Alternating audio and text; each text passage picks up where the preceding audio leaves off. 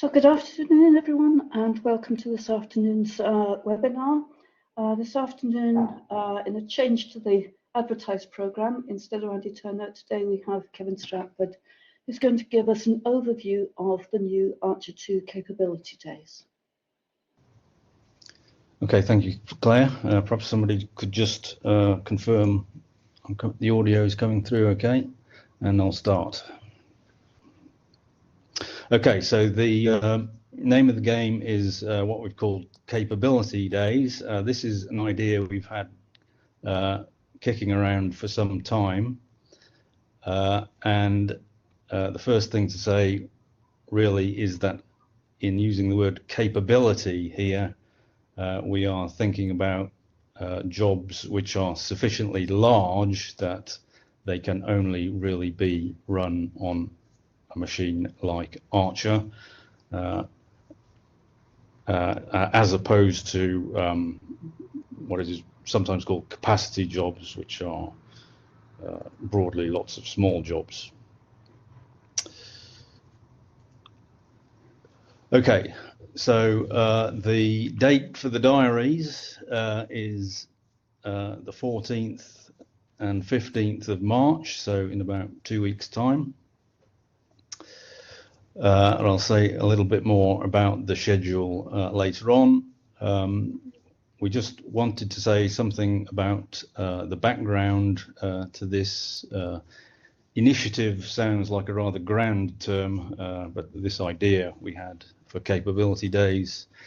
A brief description of what it involves, some tips perhaps for those of you who might like to take the opportunity to run large jobs, and a summary and questions at the end. Okay, so here's the motivation.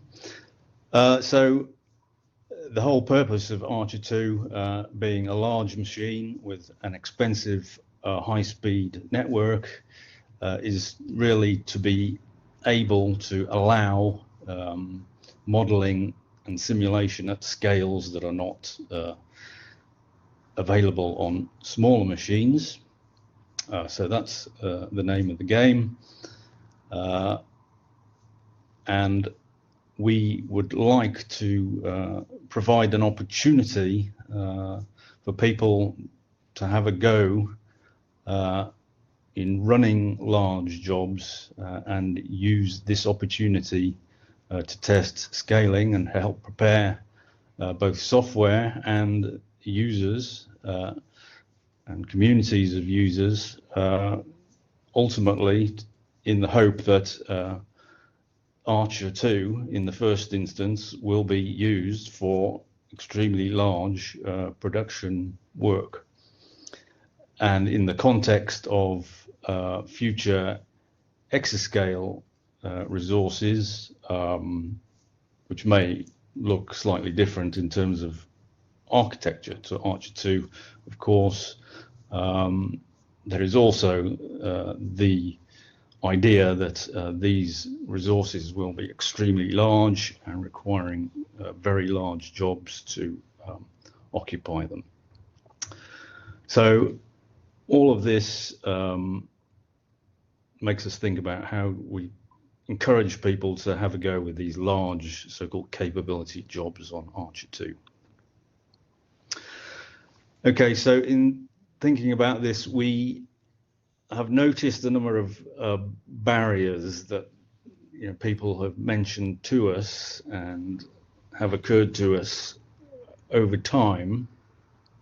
And this slide just outlines a few of these. The first point is there is perhaps a degree of apprehension or nervousness amongst users at the prospect of these extremely large jobs using a very large amount of resource in terms of budget and perhaps also storage. So users, individual users and projects probably have limited budgets and storage quotas. So the thought of even running 1 or 2 capability jobs of 1 or 2 hours can be quite forbidding in terms of the resources required. So one could easily blow, of order 10,000 CUs with a few 1-hour jobs on, say, 4,000 nodes. So that's a concern. Obviously, the ability of software to scale effectively to that scale is an open question in some cases, and it always requires some experience to find a balance of problem size and resource size to find the point at which scaling is effective and efficient. There is also a potential impact in very large jobs in the day-to-day scheduling by the ARCHER2 system. So if you queue a 4,000 node job, of course you've got the machine will have to drain, and there's a bit of an opportunity cost there in foregone work. So we have tried to think about mechanisms where we could try to bundle up a large number of large jobs to give us a bit more efficiency in that sense. We have seen in the past some issues with jobs running at scale, particularly in the network, which has meant that very large jobs can be a slightly risky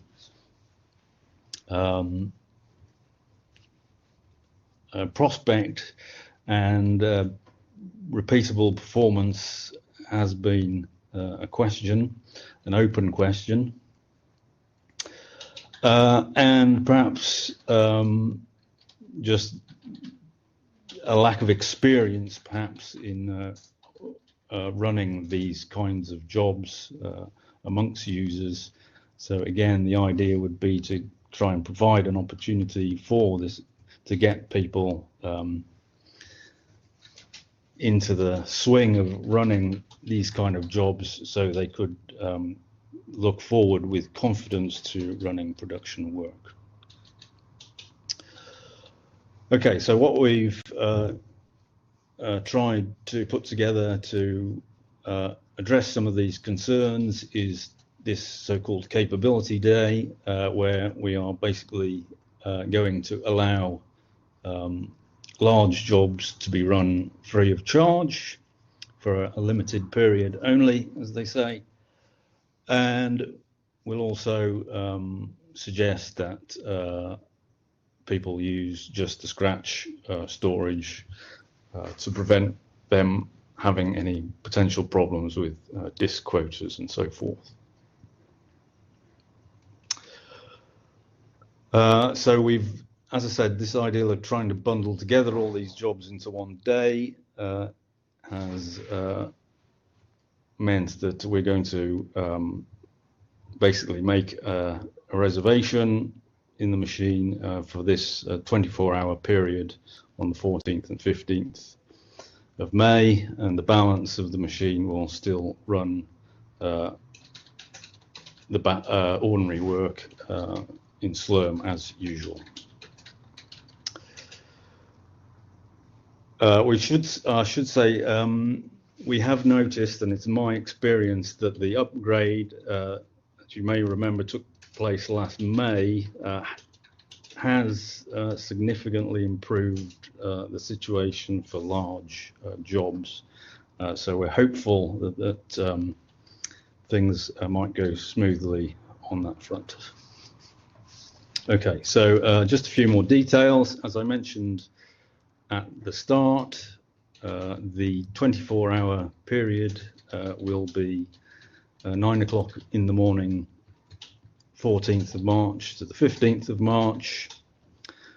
We've reserved some 17 full cabinets, which is some 4,300 nodes for capability jobs, and so this should allow jobs to be placed in a coherent fashion on the machine, with just a small balance of the machine being available for standard jobs in that time. All the jobs in there will run free of charge. You can queue up work beforehand, but any jobs still pending at the end of the 24 hours will no longer run. We'll also, to prevent a machine standing idle, if no jobs are scheduled in the capability region for a period of 3 hours, it will automatically terminate and the normal queue service will resume. Okay, so we have some limits for the capability jobs. There is a minimum job size of 512 nodes. That is the size you would specify in SBatch. We note that we can't interrogate individual srun commands within scripts, so we're relying on people to be sensible here and not run sruns with smaller node counts that will be inefficient.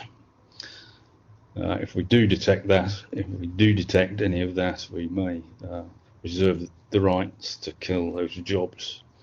There will be a maximum wall time of 3 hours for an individual job, and there will be some limits on the number of active jobs per user.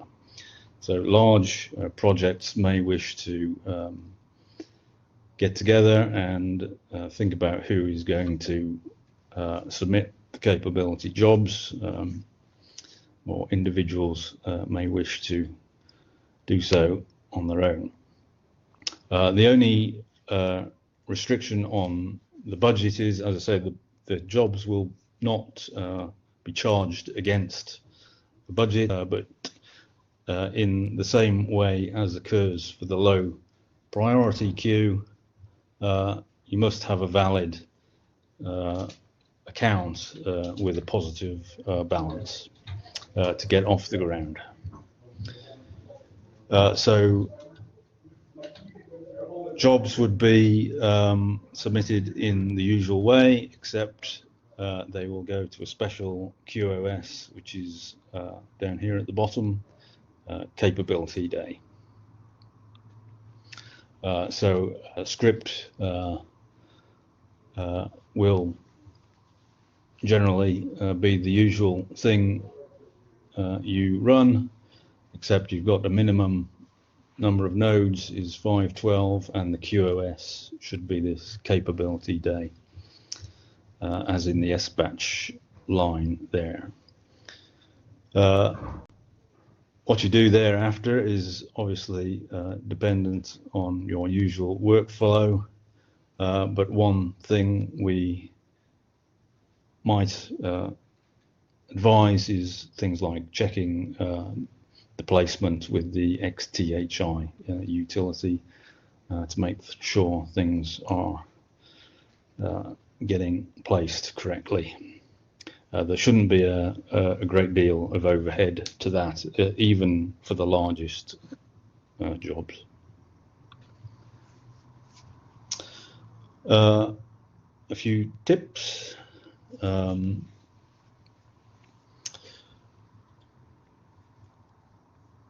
As I mentioned before, we have seen in the past some problems with the network for very large jobs. We're hopeful that certainly the OFI network protocol is pretty robust. That's my experience. Now, there may be some question about UCX, particularly at the very largest node counts. I've still seen a few problems there. So we'd probably recommend OFI. Obviously, for very large scaling runs, one needs to think about whether things are going to work effectively. So if you have things doing patterns of communication such as all-to-all, may have to think hard about what can be run if you're dependent on that. So, for example, some of the large exascale systems in the States, one typically sees, these are GPU systems obviously now, and one typically sees in that model perhaps one MPI process per GPU, which actually cuts down the number of MPI processes in total quite significantly compared with running, for example, 128 MPI processes per node on Archer, in an ARCHER2 job. So in that sort of picture where you can run with relatively few MPI processes per node, that keeps a lid on your total number of MPI processes in a large machine, clearly. If you're on one MPI process per core on ARCHER2 and you have a 4,096 node job, that's over 500,000 MPI processes. So you've got to think, maybe think a little bit carefully about if this could cause one, logical errors in your code, and two, bottlenecks in communication. I/O, if you're doing benchmark, all good benchmarks should include relevant I/O. So one also needs to think about how to handle I/O. If you're doing something like a bare MPI I/O in the collective picture, this may have limits to scaling in terms of the number of nodes you can go to. It may also be dependent on things like the balance of problem size and the number of nodes. This consideration is also likely to be relevant for other MPI I/O based approaches such as parallel HDF5 and NetCDF. So one may need also to think about a little bit carefully how about you decomposing your I/O. So we have a few tips to which there is a link there. As I mentioned before, it's probably going to be a good idea just to use the Scratch file system. My understanding is that all projects should have access to the Scratch file system. If not, please contact the help desk to arrange this before 14th and 15th of March.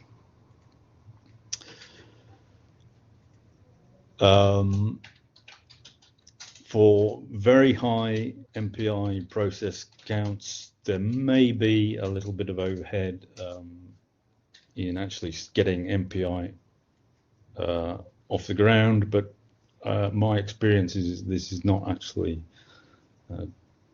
too bad. The other thing you may want to think about, if you're using Python, again, there may be considerations about overheads of startups. Okay, so if you're thinking that you're going to have a go at this, there are a few other practical considerations to get out of the way in advance of the 14th, 15th of March. Submission scripts obviously need to be tested, and a good way forward would probably be to try to at least perform a smoke test of your code on up to something like 256 or 512 nodes. This will give you some confidence that things are working okay, and you probably also need to do this in order to get some handle on what time limits you need to do the problem you want to do as you scale up. So the issue of the Scratch file system,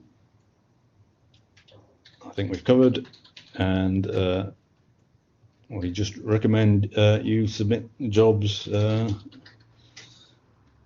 as soon as possible, and they should start running at 9 o'clock on the Thursday morning.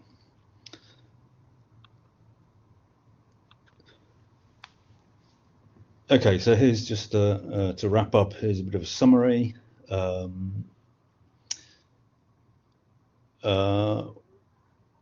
o'clock, 14th of March, we're starting 24 hours of free capability use, minimum job size 512 nodes. There's a link there with a bit more details, and depending on how this goes, we certainly would be ready to run some more of these in the future, and if there are particular concerns, please just get in touch with us about those concerns. So I think that's the last slide. I just, while there's an opportunity to take some questions, I'm just going to put up this plug for the ECSE program and just ask if there are any questions on the capability question. Yep, there's a question. Will it be possible to submit jobs on the day? Yes, certainly. If the queue is still running, you can submit jobs until the end of the 24-hour period. I can't say at this time what the total demand will be, but it certainly will be possible. There's a question saying if the reservation is empty, will it be terminated? So I think the condition is that if it has been empty for a period of 3 hours, it will be terminated, because that suggests there will be, certainly overnight, if that, we wouldn't be expecting any more jobs. The total of data storage on the Scratch is 0.25 petabytes per project. Is I'm just getting shouted at me over my shoulder, 1/4 petabyte per project. If you think that is a limit, then we could probably may be able to think about doing something about that. But again, please get in touch if that's a concern. There's a question, would we like to collate results? Certainly we would be interested. So if you have results which you think are interesting, we would be very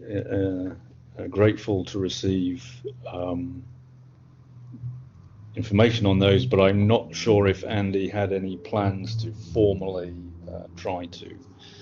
So certainly, if you want to let us know how things went, that's fine. There's another question in the chat here.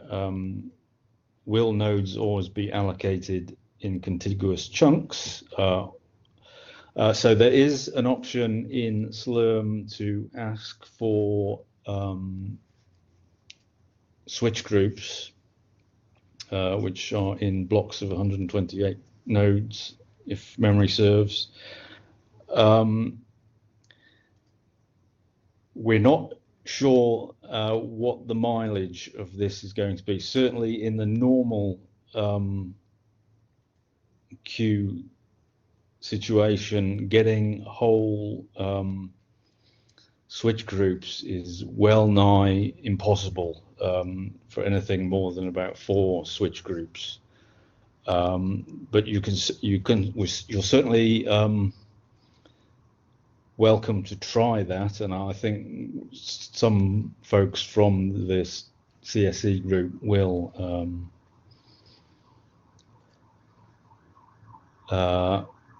be trying that to see how it goes. The issue may be there is always obviously the possibility that there's a node or two out somewhere, and so whole blocks may not be available. But certainly that would be an interesting question, I think. Yes, the reservation will, as I say, will be the 17 whole cabinets, but any given job, we probably couldn't guarantee that they be strictly contiguous in the machine. There's a question, can I say a bit more about placement optimization? Well, of course, this is to some extent horses for courses, depending on what work you have. Certainly, if you have a hybrid code, a mixed MPI OpenMP code, the point where I've certainly be trying to get to with this is to run 1 MPI process per socket and use 64 OpenMP threads. That may be causing issues with efficiency in some codes. So another option might be 8 MPI processes per node, which would give you 1 MPI process per NUMA region. So to some extent, for a given code, this may be a question for experimentation, for which this kind of opportunity may be appropriate. Okay, if there's no more questions, I'd like to thank everyone for coming along this afternoon and thank Kevin for presenting this. The slides that Kevin has presented are on the event page, and we have recorded this session, so the recording will also be made available. If you have any questions about the Capability Days, please feel free to email into the service desk as usual, and we'll be able to give you any advice that you might need. Thanks very much, everyone. Bye for now.